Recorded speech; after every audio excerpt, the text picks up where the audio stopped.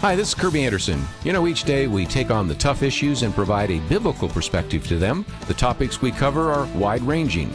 Apologetics, theology, prophecy, creation and evolution, intelligent design, marriage, family, child-rearing, the millennial generation, trends in society, politics, economics, business, religious liberty, the Constitution, public policy, foreign policy, military policy, tensions in the Middle East, abortion, homosexuality, pornography, sexual ethics, media, technology, history, and America's godly heritage. We talk about anything that affects your faith, your family, or your freedom. So don't go anywhere, because Point of View continues right now.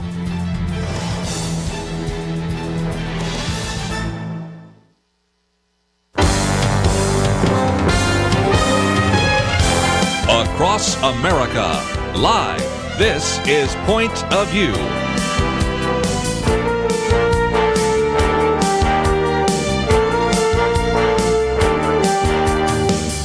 And now, Kerby Anderson. Second hour. In this hour, we're going to spend some time, first of all, talking with our good friend, Dr. Gary Chapman, about his new book, which is really kind of a revision of a previous book, Hope for the Separated, called One More Try.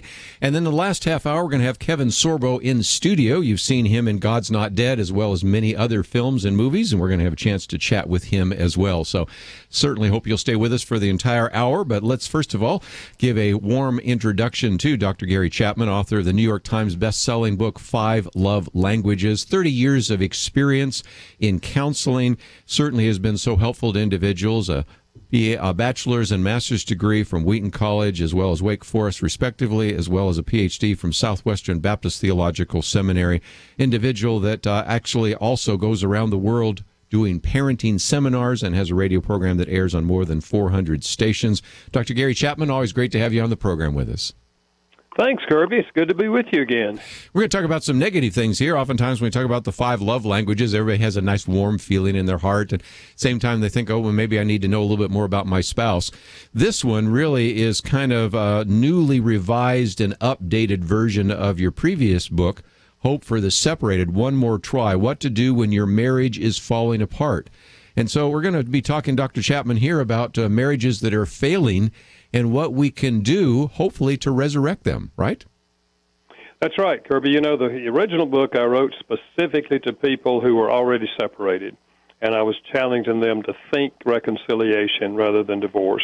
But in this book, I'm backing up a step, and I'm trying to deal not only with those who are separated, but those who are still living together, still in the same house, but in their minds, and maybe even to each other, they're saying, we may as well give up. There's no hope. It's not going to get any better.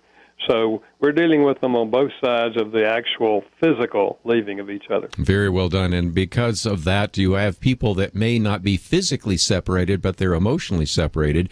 And early on, you sort of asked the question that a lot of couples probably ask themselves, and that is, what happened to our dream? I don't think anybody walks down the marriage aisle expecting that they are going to be a divorce statistic. I don't think anybody goes into a marriage with their fingers crossed, hoping that it works out. But if it doesn't, well, that's something else. And yet, time and time again, we see couples find themselves in a situation where they look at each other and say, who are you, and do we have any future in this particular marriage? And as a counselor, you've run into lots of those couples, haven't you? Well, I have, Kerby, and the reality is in my own marriage in the early years, I went through a stage where Carolyn and I just felt like, it's never going to get any better. It's getting worse. And with all of our efforts, at least we thought we were trying, it wasn't getting any better. So I'm very empathetic with people who come into my office and say, I just feel like my marriage is over. I mean, I don't have any love feelings anymore. There's too many differences. We've just argued over everything. We don't agree on anything, and it's not getting any better. So I'm very empathetic with those people.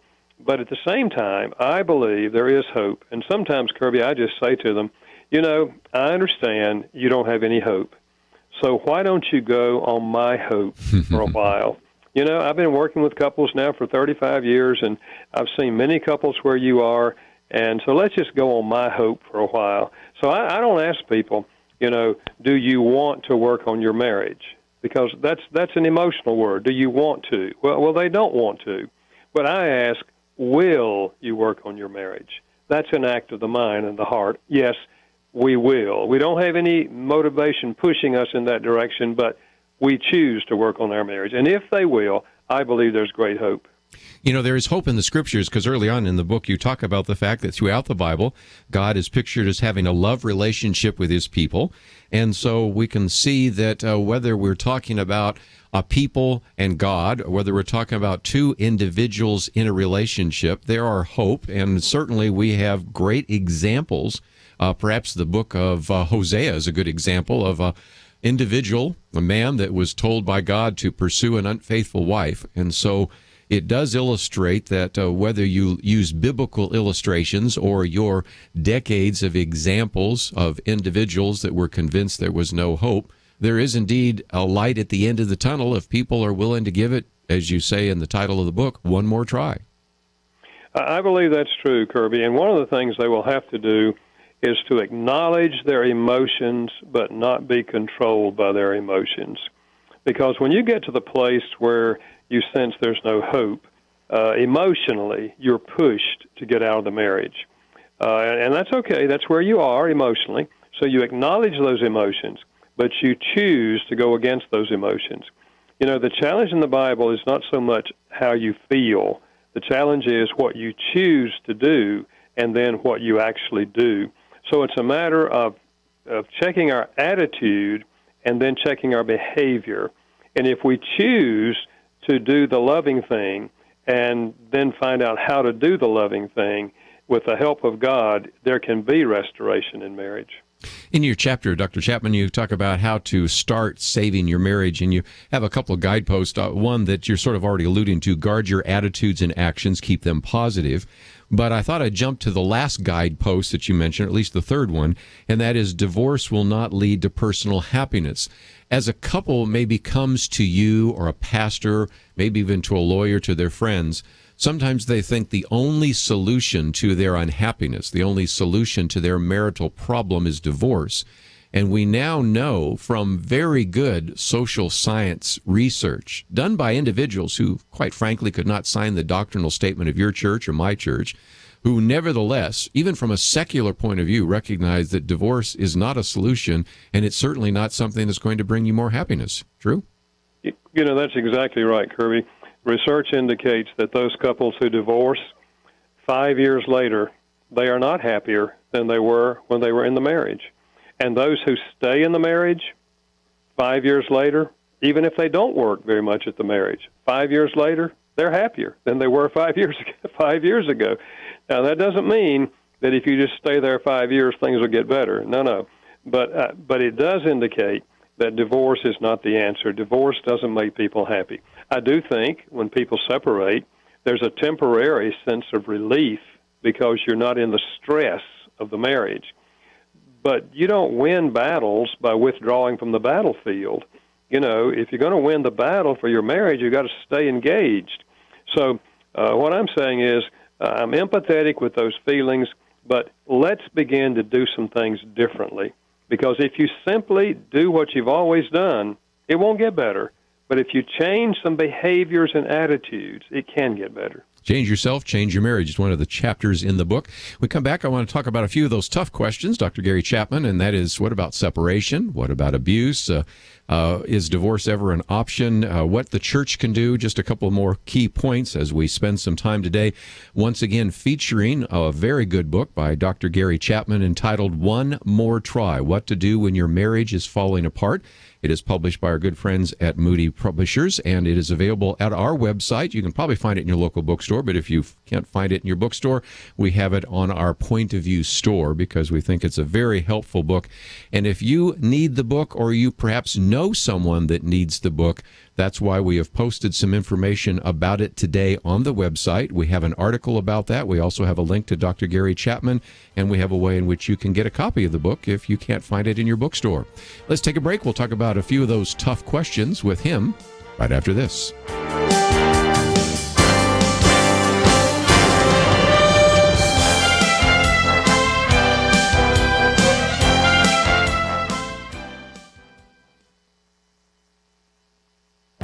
The Point of View Commentary with Kerby Anderson.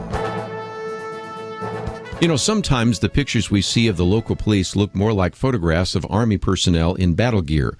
So it was not too surprising to see pictures from Ferguson, Missouri, with police wearing Marine-issue camouflage and military-grade body armor.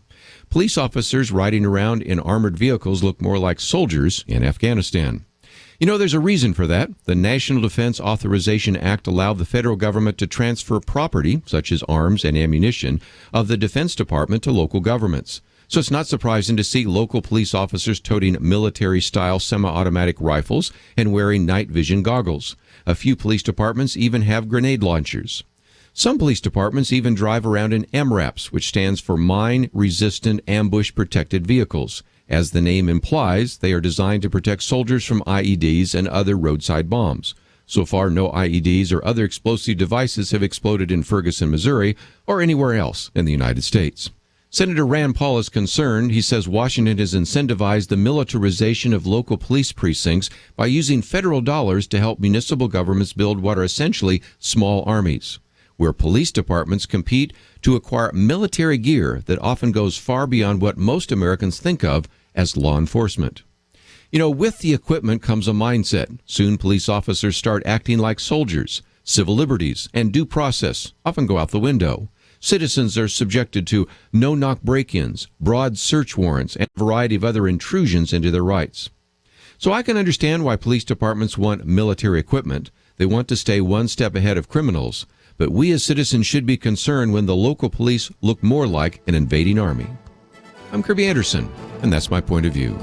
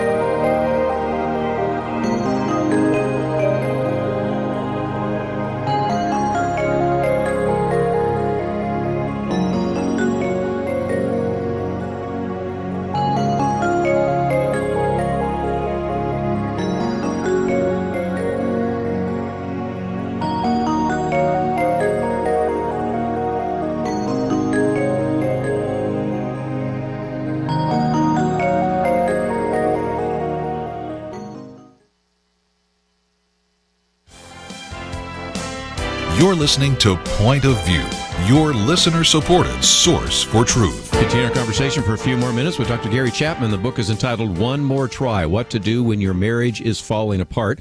Dr. Chapman, let me talk for just a minute about the fact that there are sometimes when one more try does not mean that you stay in a relationship that could be dangerous. And obviously we recognize that some listeners, I hope it's a very small percentage, but I've been in the world long enough to know that a significant percentage, nevertheless, of individuals are saying, you aren't aware of how dangerous this could be to me or my children when the issue of abuse surfaces. So what about this idea of separation, and how do you counsel couples where the man or the woman or the children might be at some kind of risk? Well, I think, Kerby, we have to acknowledge the reality of those situations. And I do think there is a place to say to that spouse who is abusive, I love you too much to sit here and do nothing and let you destroy yourself and destroy me and perhaps influence our children in a negative way. It can be an act of love. Separation can be an act of love. I find, however, that many people, they just stay in the marriage until they're totally worn down, and then they kind of abandon the spouse and just jump out of the thing without any expression. It's just survival. And I understand you can get to the place, but far better to do it as an act of love.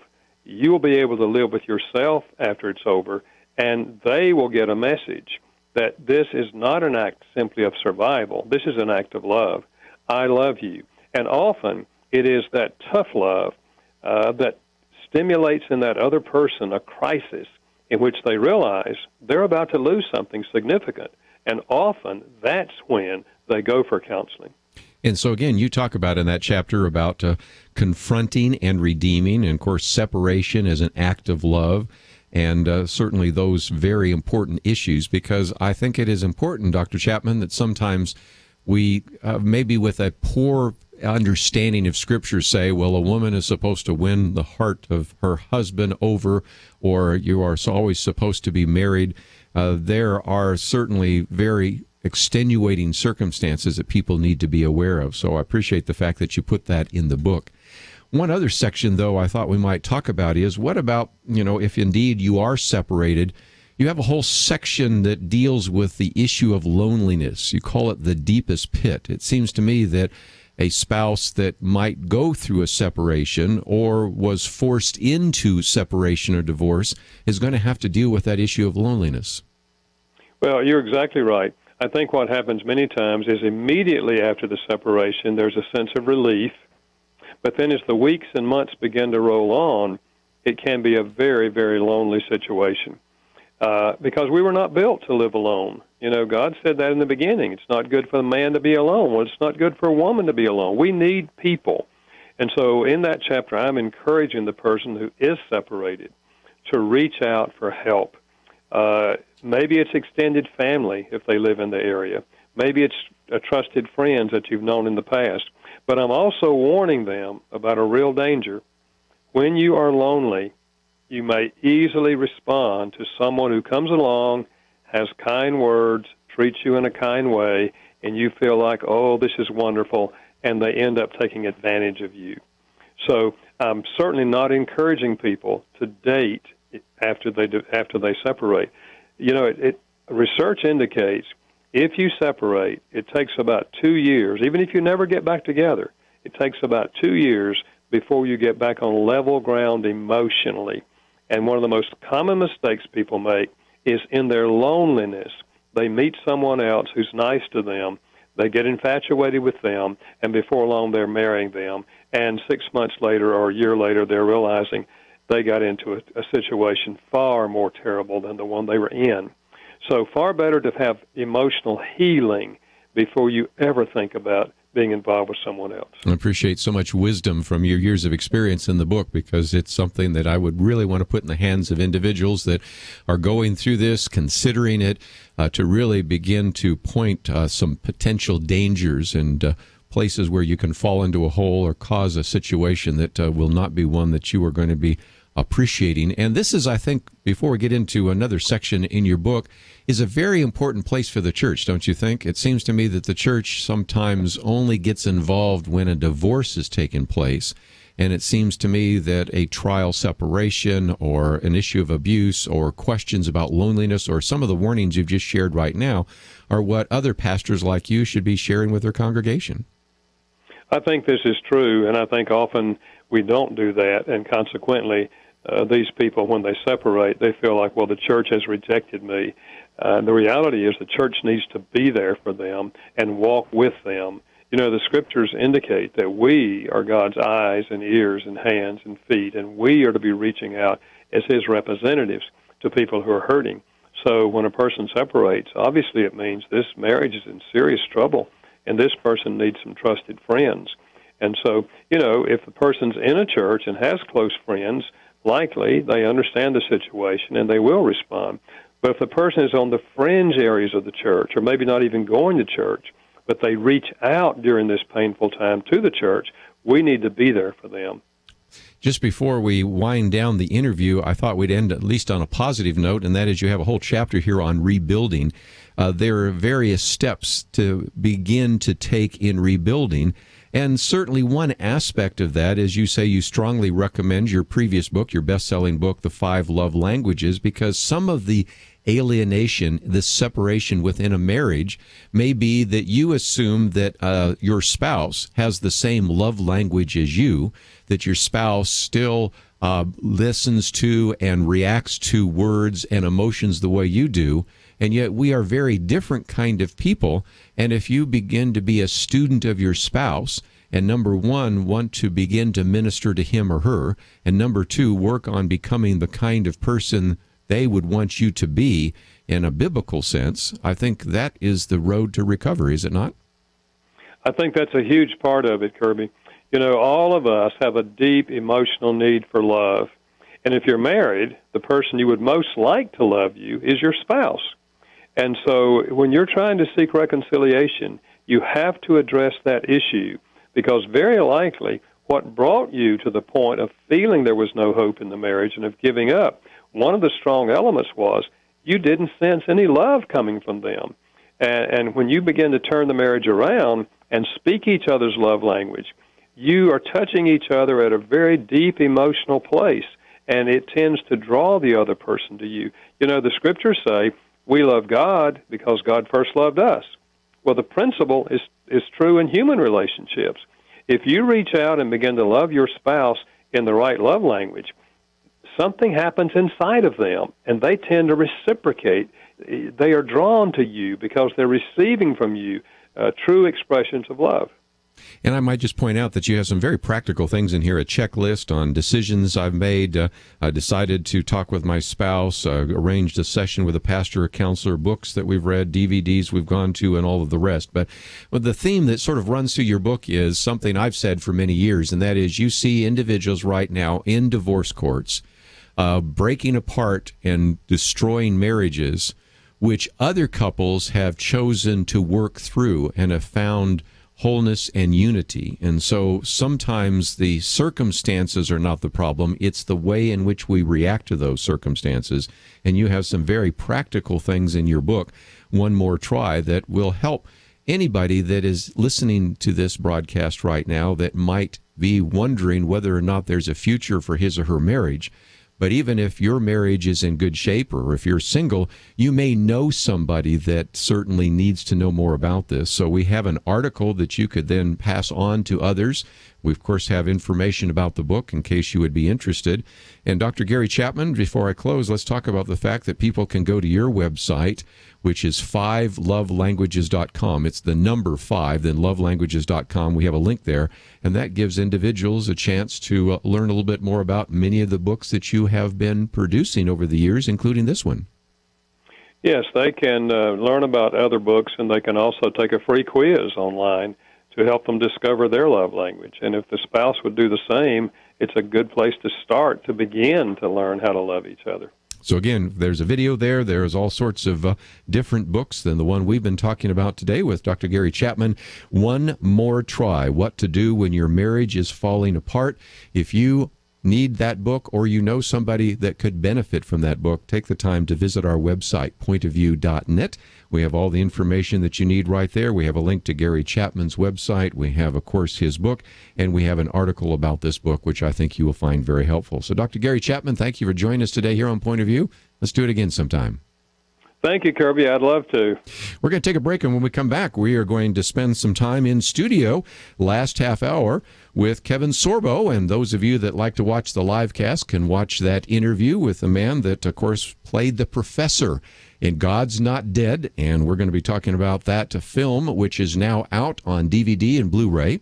We're also going to talk about some of his other films and some of the things he's done over the years, A World Fit for Kids. So we've got lots of things to talk about with him. And in this last half hour, we'll give you a chance to join our conversation if you'd like to do so. 1-800-351-1212. If you'd like to know more about some of the things that we are talking about today, we have the information about some of the books, Preparing Your Teens for College, One More Try, and of course this DVD that's now available, God's Not Dead. All of it coming up right after these important messages.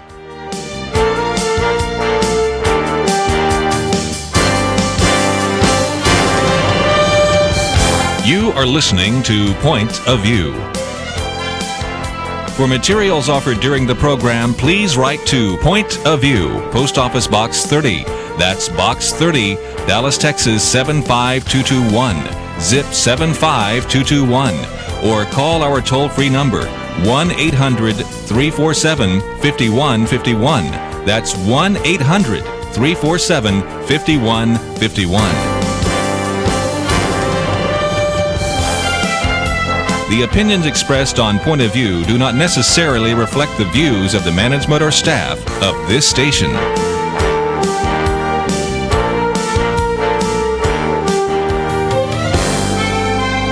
Point of View will continue after this.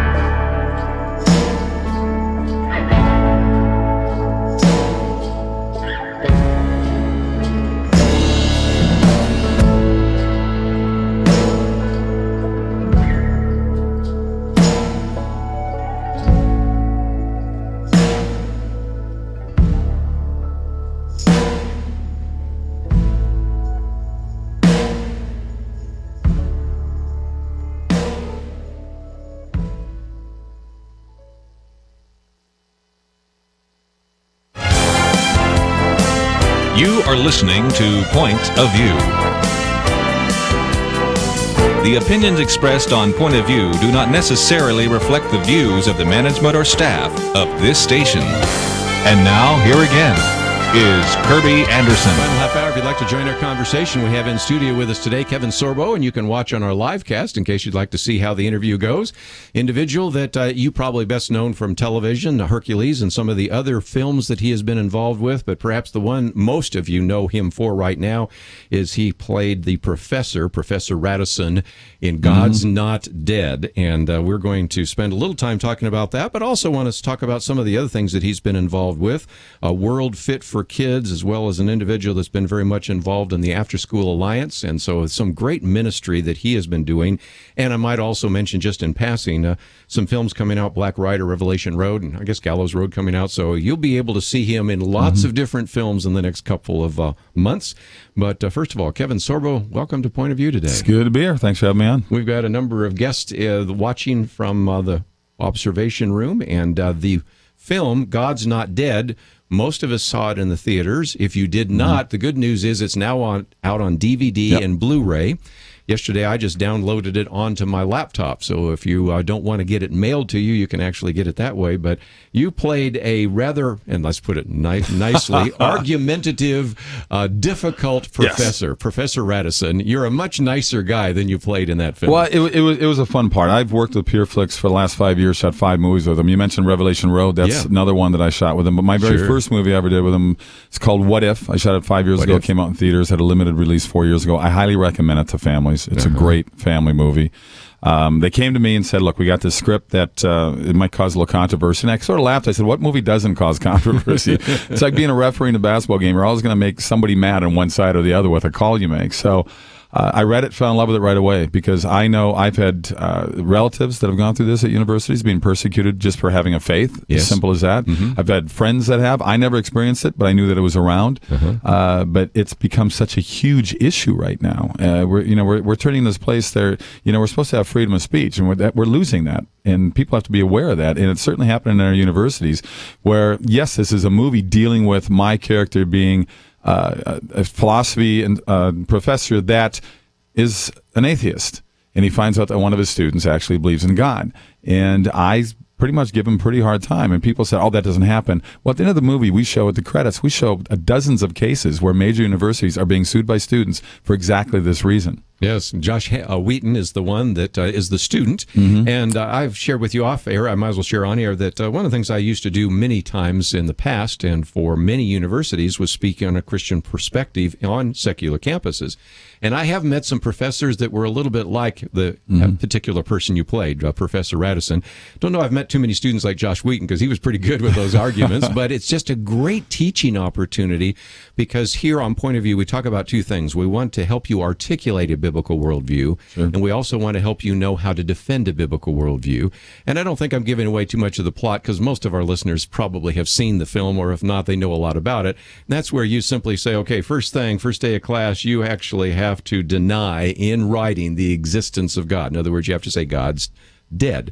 And Josh Wheaton, the individual there, and it's really Shane Harper, plays an individual that says, I can't really do that. So then you put him on the spot and say, okay, then you've got to debate me. You've got to make an argumentative, intellectual, coherent presentation, and then I get to judge that, and then he puts it up to whether or not the students get to judge that. And so it's a great opportunity for people to look at what are the best arguments for the existence of God. Well, it's like a faith-based crash movie. If you remember that movie that won the Academy Award 10 years ago, whatever it was. It's got 5 different stories that go on, and they all sort of meet together at the end of the movie. And it's a very clever script. And like I said, I fell in love with it. And I really based the character on these atheists I've seen on cable news shows. Oh, sure. They're so angry. They're so filled with hate and anger. And I watch these guys. On one hand, I feel sorry for them. On the other hand, I find it comical, because if you don't believe in something, why are you so upset about it? Yes, why are you trying to push your non-belief on people who want to believe? I'm a live and let live kind of guy. If you want to be an atheist, be an atheist. I have atheist friends. We have debates. We have discussions. We still part as friends. Yeah. But I see these guys, they're members of clubs. They're like the president of Atheists in America, whatever. And they're so upset and angry, and they want nativity scenes pulled down, and we let them do it. Yes. That's what drives me crazy. I've seen many polls dealing with America of people's faith. Do you believe in God or believe in something? And it's like 90% on the average of these polls. Well, we have the smallest voice taking down nativity scenes. Isn't that amazing? And they say it's offensive to them. What's offensive? You don't believe in it. It's offensive to 90% of the people in this country that you pull these nativity scenes down. And to me, it's sad and pathetic. And we need to start having a larger voice out there and speaking up and saying this is ridiculous. You know, on our Friday weekend edition, we have Kelly Shackelford with Liberty Institute, or sometimes we don't have him, Jay Sekulow or something like that. We have Penna Dexter. And we talk about religious liberty, Kevin, for the first couple of minutes every week. And I think we could cover the entire show every week because there are just that many kinds of stories out there. Oh, they're out everywhere. There's no question. But the student asked you at one point, where you are channeling, I think, the best atheist professor possible, why are you angry at something you don't believe in? And that's the question I sometimes want to ask some of those atheists, because if you don't believe in God, well, then don't worry about it. I had somebody sitting in this studio here yesterday saying, you know, I don't believe in zombies, but I don't spend any time trying to argue against zombies. You know, I've got a better life. And so obviously you get the sense that the professor that you play there is angry because something happened in his past. I think it's that way with these guys I see in these cable outlets. They obviously believe in something. And I think they just hate the fact that there's something far greater than they are that are judging the way they live their lives. I'm far from perfect. I don't admit to be an imperfect person. I've made plenty of mistakes in my life, and I will continue to do so. But I've always been a Christian, and, let me live my life the way I want to live it. And, you guys can, if you don't want to believe, then don't believe. But it's ridiculous the amount of time, money, and anger that is spent on these guys trying to pull down people's belief in God. Well, and I might mention you were married, have 3 kids, and when your kids go off to college or wherever, or they go out into the world, you're concerned about that. So I think this is just a great teaching time. Let me mention one more thing, because you said in passing, it's kind of like Crash, and that is you got the Newsboys, you got the Duck Dynasty, you got all sorts of plots that surround the main plot. So it's not just you and the student. There are some other plots that interface over time. And it was very creatively written. And so, again, I thought it was well done. Well, here's a $2 million movie that made over $63 million in America. It opened on 780 screens, which for an independent film is huge, because all the studios passed on this. Oh, sure. And then it went, because it finished number 2 in per screen average, they jumped it to 1,400 screens the second week. Did it again, they jumped it to 2,000 screens. That doesn't happen in movies. And you look at Son of God, you look at Heaven is Real, then you look at this God's Not Dead, all low budget. God's Not Dead had by far the lowest budget and the lowest publicity money, and yet they still all did really, really well. And it shows that there's a lot of people in what California and New York call the flyover states. There are people who live in those states that have values, have morals, want their kids to grow up with the same values and morals. And you see what's going on in our country. And I can't remember the quote Ronald Reagan made, but he said, once we become a nation that's not under God, we're a nation gone down under. Yeah, that's for sure. And that's one of those things that we need to recognize, that I think we calculated from last January to next March, there are 14 different films that have some kind of faith-based. And some of them have big budgets. Ridley Scott's got Moses coming out, and some of these. But I just hope they don't do the Moses, but they did the Noah. I'm real fearful about what that's going to look like. Noah is Waterworld meets Transformers.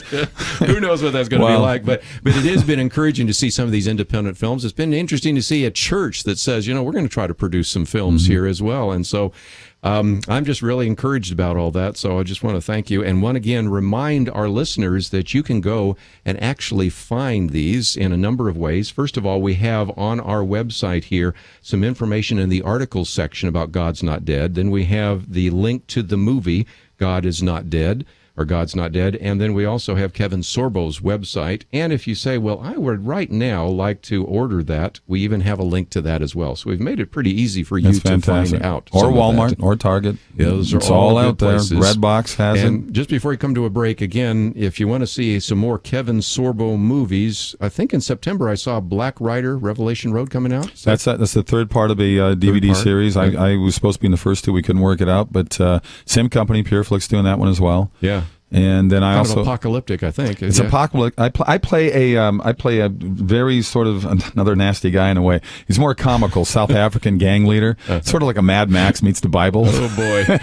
I had a blast doing this. I got to watch that one. And we shot that in Amarillo. Yeah. And it was freezing because we're up there in February, and it was like 10 degrees. You guys had a cold winter all the way down here. Yeah, we did. It was freezing. You're from Mound, Minnesota, by the way. I am. When a guy from Minnesota says it's cold, you know it's cold. I left Minnesota for a reason. I love the state. I love the other seasons. Winter you can have. Yeah, that's for sure. So that one, and I think Gallows Road and some others coming out. And The Secret Handshake, which will be in theaters coming out in hopefully by November, written by Howie Klausner. We shot up in Nashville. Howie wrote the screenplay Space Cowboys with Clint Eastwood and Tommy Lee Jones years ago. Sure. And he was up for an Academy Award for that. So very funny family comedy called The Secret Handshake. So look for that. I'll keep you in here for a few more minutes, but let's open up the phones in case you have a quick question for Kevin Sorbo, 1-800-351-1212. But I want to come back and talk a little bit about some of the ministry that you've had, because over the years you've been involved in a World Fit for Kids. You've been the chair of that. And then when Arnold Schwarzenegger stepped down, you took over as the spokesperson of the After School Alliance. And I know that you're really into fitness. Anybody looks at Hercules thinks of that, but you've been in martial arts. And I want to talk about that for just a minute, because it's been a great ministry that you've been involved in. We'll talk about that and take some phone calls right after these important messages.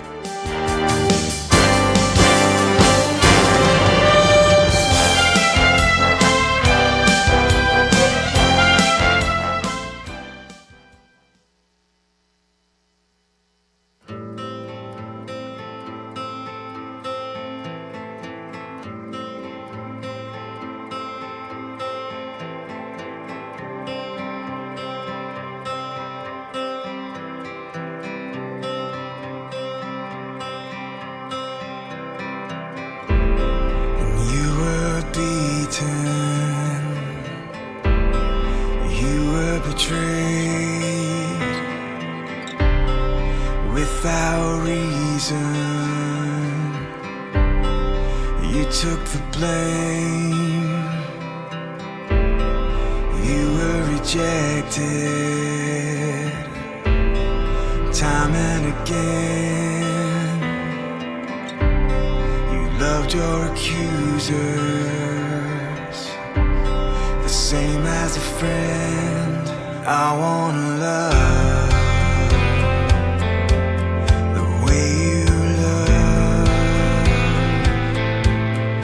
without love, I am nothing, and I wanna love the way you love, 'cause without love, I am nothing. You were beaten,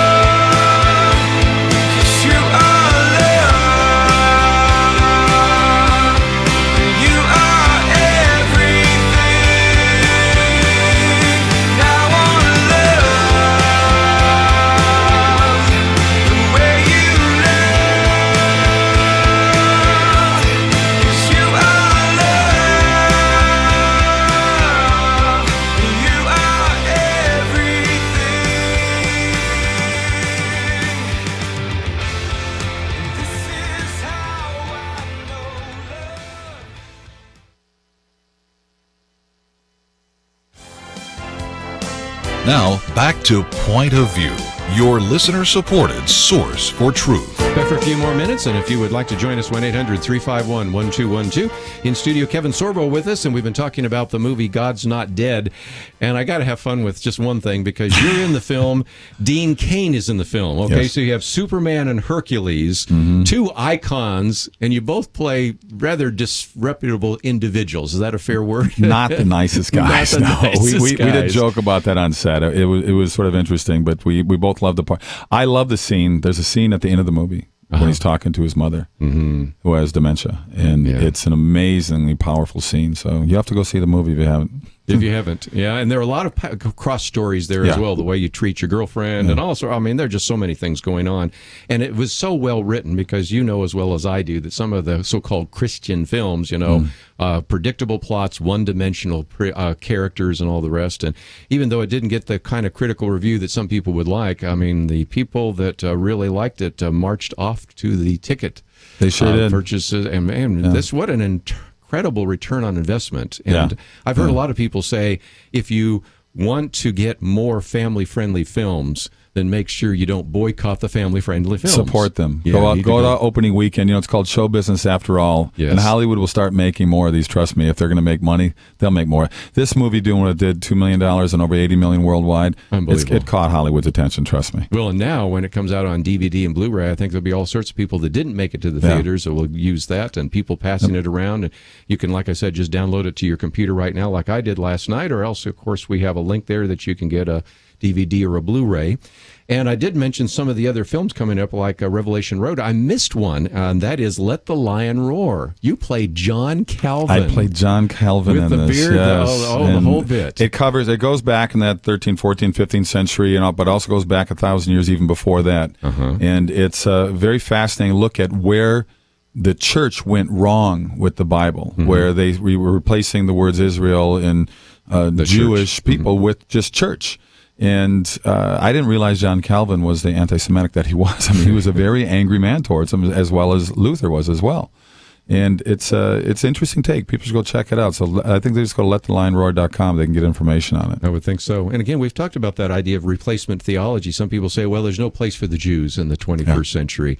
Well, I think God's still going to be dealing with the Jews, and that's what the book of Revelation is all about. But a lot of that goes back to some of the teaching in the institutes in John Calvin. So if you want to see Kevin Sorbo as John Calvin, you've seen him as Hercules, you've seen him as Professor Radisson, you certainly have seen that. And while I'm talking about media, let's talk about your book for just a minute, because I think some people would probably benefit from that, and we haven't mentioned that today as well. I have a book. It's called True Strength, and it was written many years after the episode that I went through. In the 5th season of Hercules, I was having all kinds of problems with my left shoulder. Couldn't figure out what was going on. Coming back to America, I shot the series in New Zealand for 7 years. I come back to America to shoot a movie and promote another movie I had shot called Call the Conqueror, which is a prequel to Conan the Barbarian. Yeah. I went to see my doctor. They found a lump in my shoulder. Before they could do anything on it, ended up being an aneurysm. It had opened up completely, sent a bunch of clots in my arm, but 3 of those clots went into my brain. I suffered 3 strokes. And I went from a guy that was probably in his 30s, in better shape than most guys in their 20s, to a guy that couldn't even walk and move. And I spent the next 4 months learning how to balance myself. And 2 strokes into a balance center. 1 went to my eyesight. I still have a 10% loss in both eyes. But when I returned to Hercules 4 months later, I went from a 14-hour day to 1-hour day. The next month is 2 hours. Next month is 3 hours. Just slowly working my way back up. But it took 3 years for me to fully recover. So I wrote a book called True Strength that deals with that. That deals with, it's autobiographical, there's a memoir in there as well, but there's a lot of anecdotes and stories. It's not all about, a downer. It's really about triumph over tragedy. And what do you do when you reach that roadblock in your life that we're all going to reach? We don't know what age it's going to hit us. What do you do? How do you react to that? I railed against God. I blamed the world. The reality was I had to look in the mirror and go, it's you, and you have to deal with this.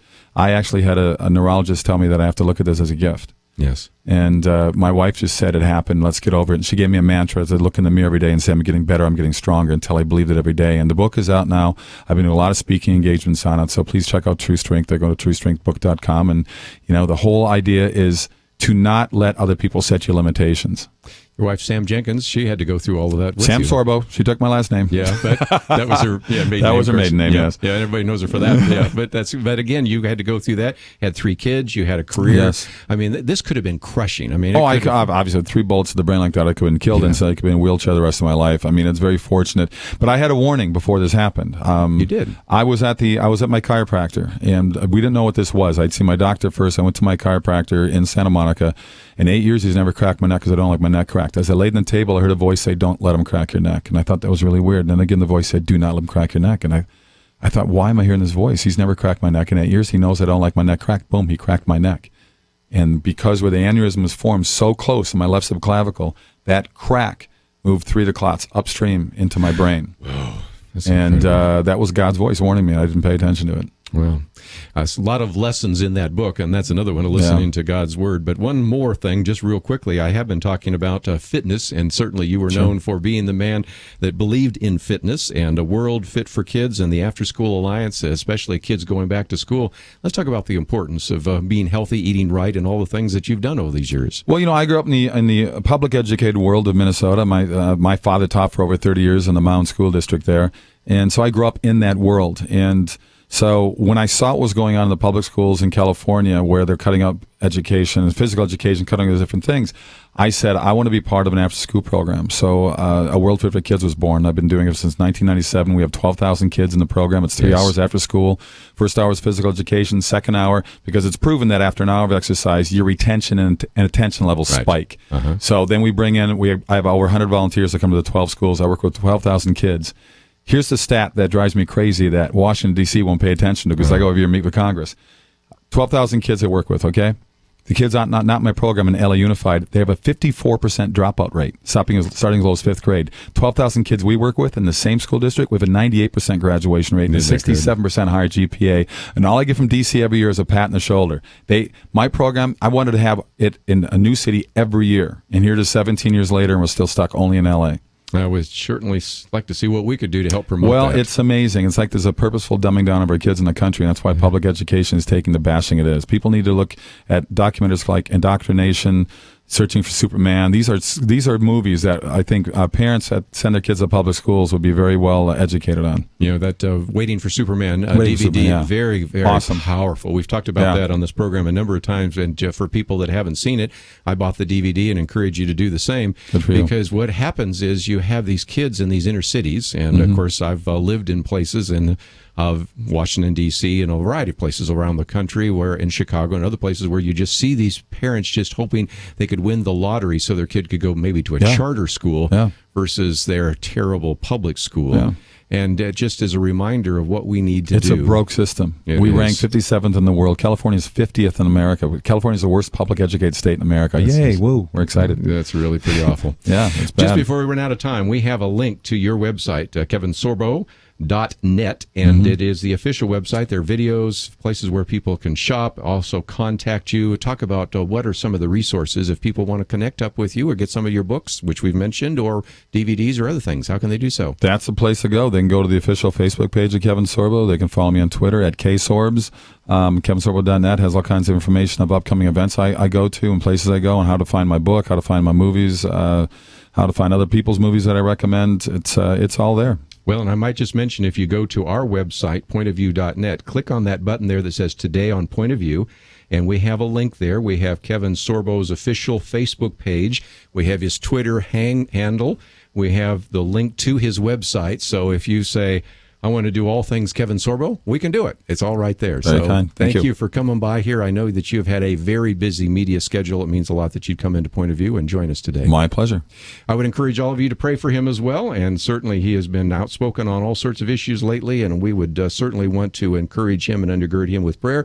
And most importantly, if you have not seen the film God's Not Dead, and you can't find it in your dollar theater, well, the good news is now it's out on DVD and Blu-ray, and you can find it there.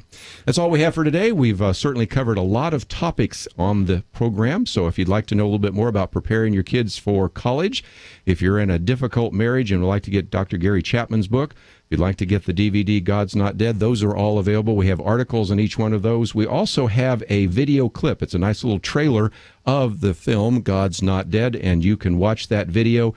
You can click on that and maybe hit the share button, put it on your Facebook page or your blog, and educate some others and encourage more and more people to watch it and learn how to defend your faith. I want to thank Chris and Catherine and, most importantly, my engineer today for all the work that he has been doing. Andrew, appreciate your help. We'll see you back here tomorrow.